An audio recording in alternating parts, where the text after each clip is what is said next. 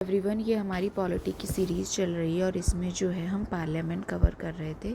अभी तक हम जो है पार्लियामेंट के स्पीकर और लोकसभा के स्पीकर और राज्यसभा के चेयरमैन के बारे में डिस्कस कर रहे थे।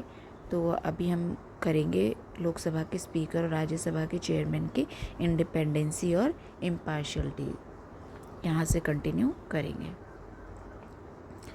तो इसमें क्या कहा गया है कि भाई जो लोकसभा के स्पीकर होते हैं उनकी टेन्योर की सिक्योरिटी होती है। ठीक है, मतलब कि ये नहीं है कि उनका जब मन आया किसी ने हटा दिया, जब मन आया किसी ने अपॉइंट कर दिया। वो एक फिक्स टेन्योर तक रहते हैं।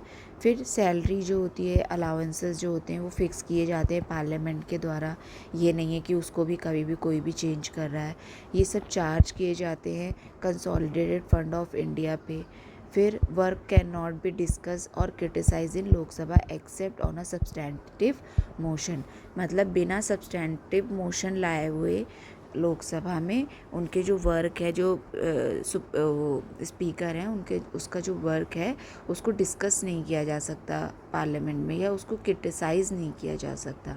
Power of regulating procedure and maintaining order are not subject to court jurisdiction. और जिस तरीके से मतलब स्पीकर जो अपनी पावर को जो एक तरीके से यूज़ करता है रेगुलेट करने के लिए, प्रोसीजर और मेंटेन करने के लिए ऑर्डर ऑफ द लोकसभा, उसको जो है भाई किसी कोर्ट में जाके फिर मतलब कोर्ट उसमें इंटरफेयर नहीं कर सकती कि भाई आप ऐसा क्यों करो। वो उसका पर्सनल पावर है उसको कि भाई वो किसी भी तरीके से जो है लोकसभा की जो है प्रोसीजर को रेगुलेट कर सकता है और ऑर्डर मेंटेन कर सकता है। Can only exercise a casting veto. और इनके पास जो है भाई एक कास्टिंग वीटो होती है। मतलब कि ये नॉर्मल जो एज अ मेंबर ऑफ किसी बिल पे या किसी उस पे डिसीजन पे अपनी सहमति दिखाने के लिए ये नॉर्मल जो है अपना वोट नहीं करते हैं। As a member of the Lok Sabha ये जो है कास्टिंग वोट को यूज़ करते हैं जब टाई का मैटर आ जाता है as a speaker of Lok Sabha.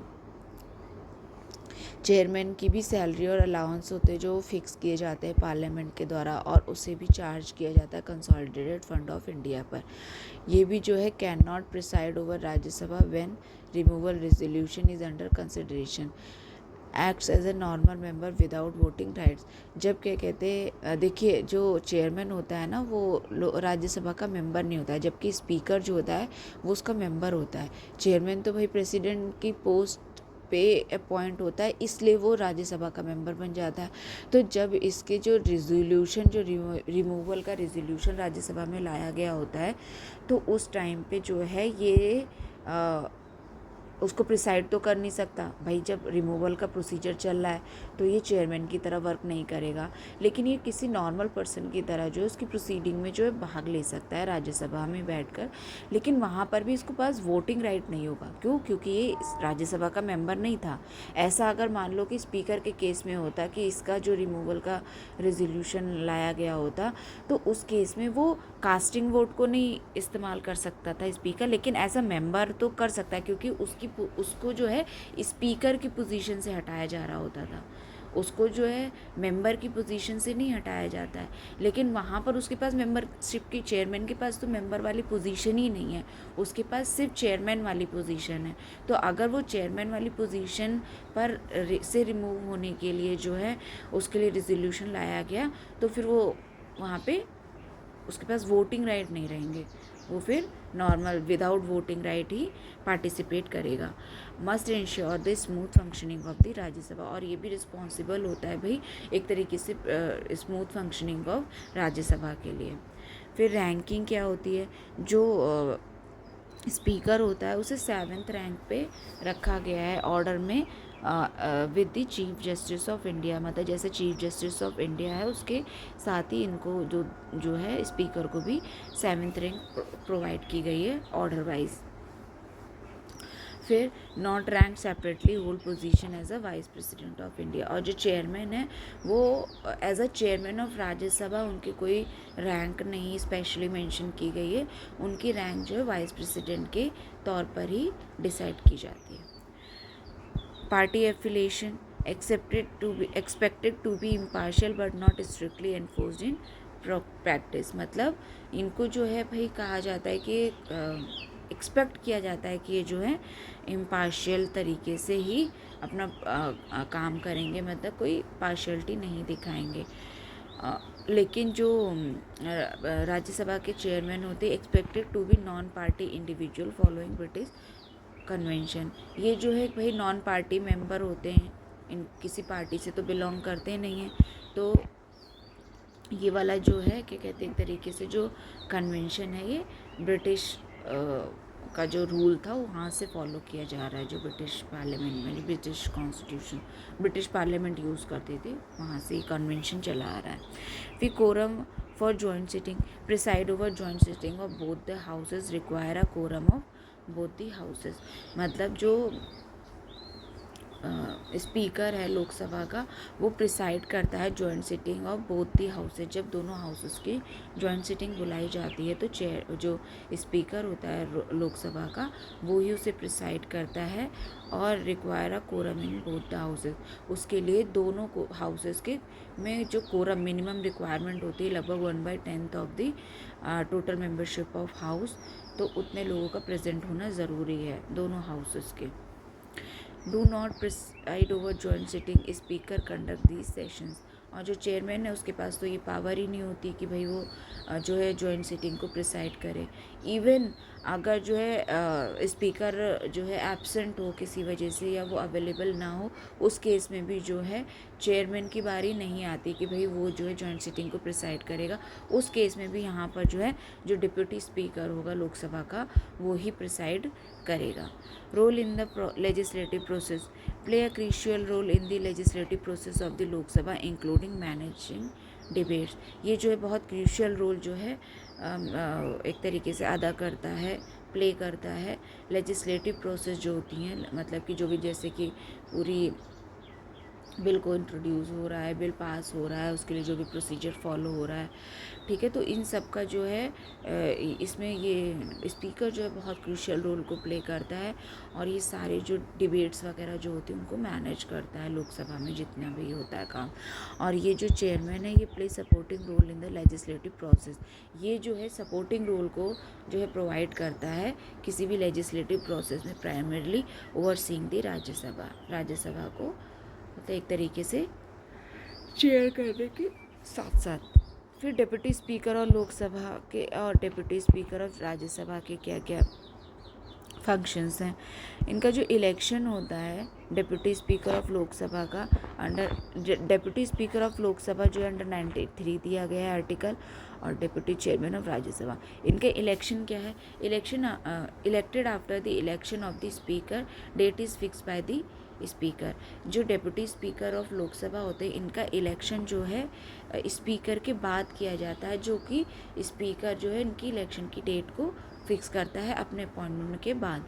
और जो डिप्टी चेयरमैन ऑफ राज्यसभा होते हैं ये elected by the Rajya Sabha from among its member vacancy field similarly, मतलब जो राज्यसभा के मेंबर होते हैं उन्हीं में से जो है डिप्टी चेयरमैन को जो है चुना जाता है और जो वैकेंसी होती है तो उसको भी उसी तरीके से फिल किया जाता है। Affiliation since the 11th Lok Sabha consensus that the speaker belongs to ruling party और अलायंस और deputy speaker main opposition party का होगा।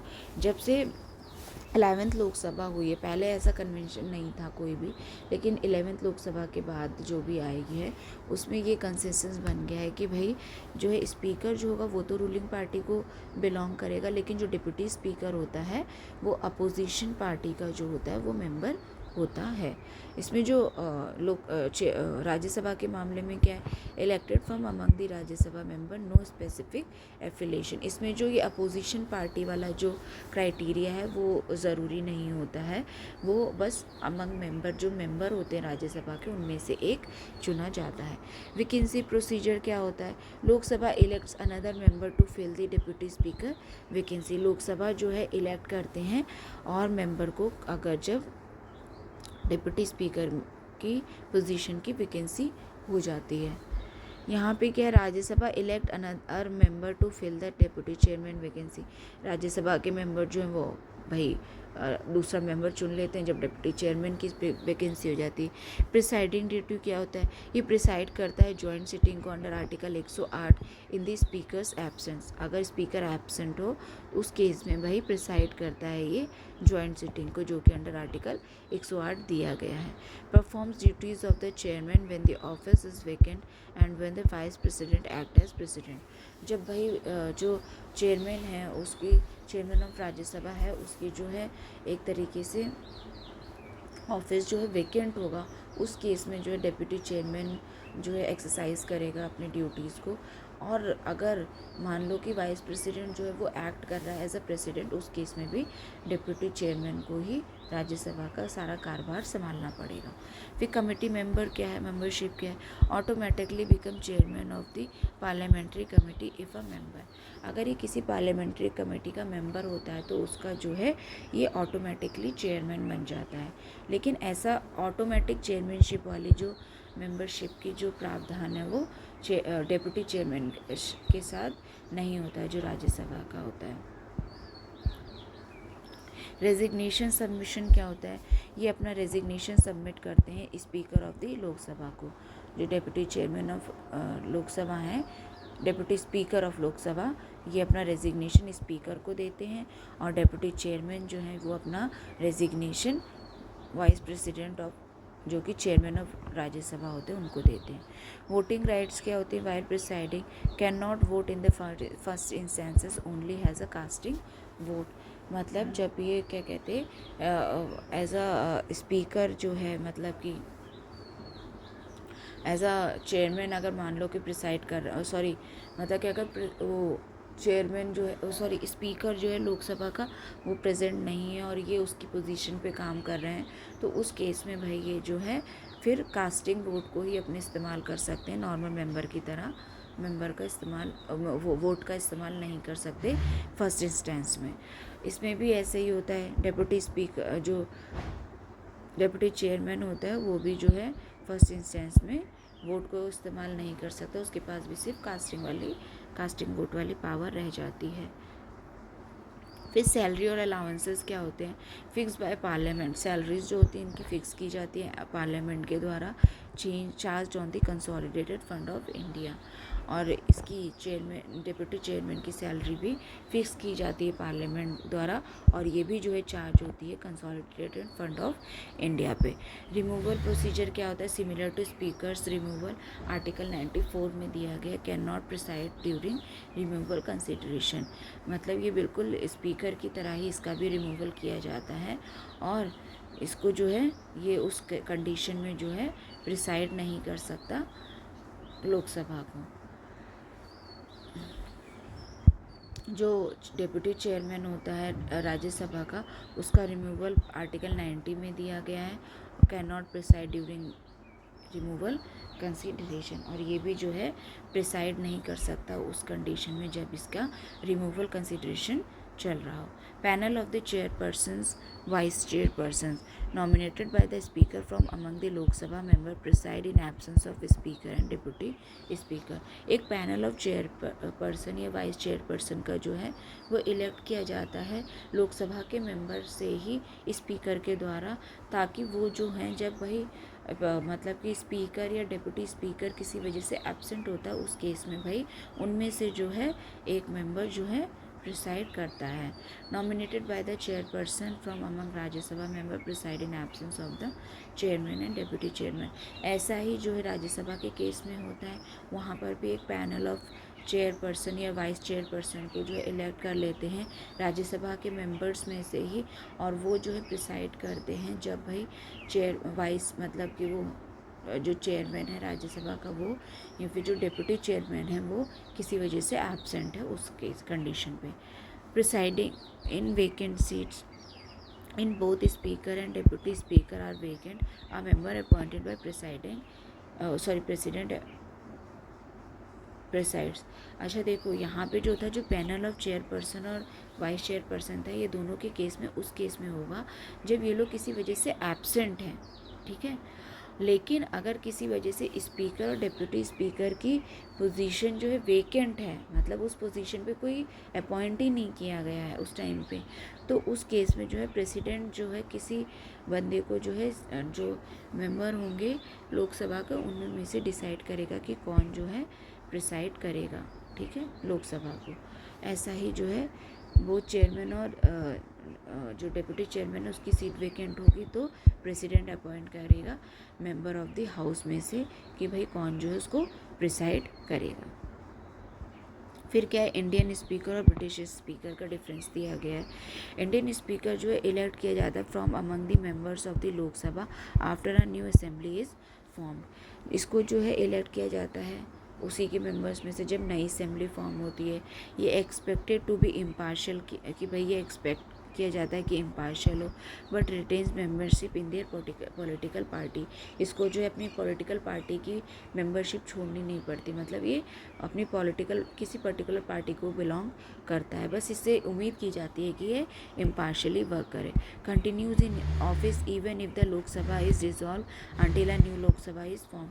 और ये कंटिन्यू रहता है अपने ऑफिस में जब क्या कहते पुरानी वाली लोकसभा, मतलब जो इसकी पार्टी वाली थी वो इवन डिसॉल्व हो जाती तब भी ये जो है एक तरीके से ऑफिस में रहता है जब तक कि नई लोकसभा चुनकर नहीं आ जाती। और जैसे ही नई लोकसभा चुनकर आती है ये उससे पहले ही जो है हट जाता है अपनी पोजीशन से। फिर क्या है, has extensive power to conduct the business of the house including disciplinary action. इसके पास होलसोल पावर होती है कंडक्ट करने की बिजनेस ऑफ द लोकसभा और इंक्लूडिंग डिसिप्लिनरी, अगर कोई डिसिप्लिनरी एक्शन लेना है, ठीक है, तो वो भी इसके पास पावर होती है। Can return to active party politics after their tenure as speaker. और ये रिटर्न हो सकता है एक्टिव पार्टी पॉलिटिक्स में जबकि भाई इसका जो स्पीकर का जो टेन्योर है वो ख़त्म हो गया है। ब्रिटिश स्पीकर क्या होता है, ये इलेक्ट होता है among the member of the house of Commons often unopposed in subsequent elections. मतलब इसको जो है क्या कहते हैं, हाउस ऑफ जो कॉमन होता है उसके जो मेंबर्स होते हैं उनमें से इलेक्ट किया जाता है often unopposed in subsequent election.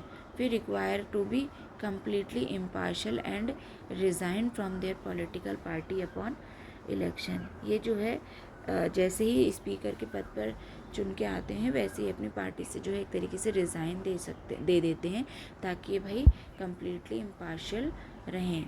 फिर क्या है, ये रिमेन रहते हैं ऑफिस में regardless the charge in government और जनरल इलेक्शन अंटिल रेजिग्नेशन और रिटायरमेंट। ये तब तक जो है एक तरीके से स्पीकर रहते हैं हाउस ऑफ कॉमन के जब तक कि भाई इनको जो है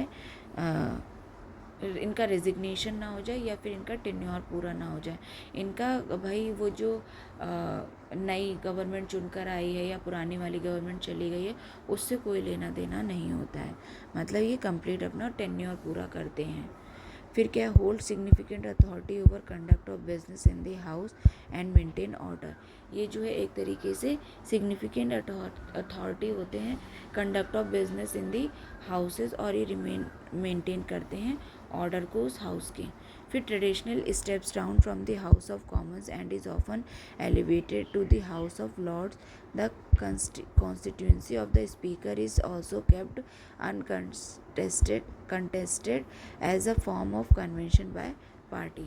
Traditionally stepped down from the House of Commons। जब ये हाउस ऑफ कॉमन से मतलब एक तरीके से जाते हैं is often elevated to the house of lord, तो भाई ये जो है क्या कहते हैं हाउस ऑफ लॉर्ड में एंट्री कर लेते हैं। The constituency of the speaker is also kept uncontested as a form of convention by the party.